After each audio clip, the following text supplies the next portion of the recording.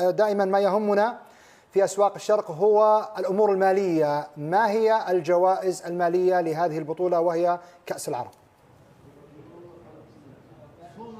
مساء الخير عبد الله ومساء الخير عماد. كأس العرب ستشهد جوائز مالية كبيرة جدا بالتأكيد، تصل إلى 36.5 مليون دولار، وهو رقم كبير بالتأكيد.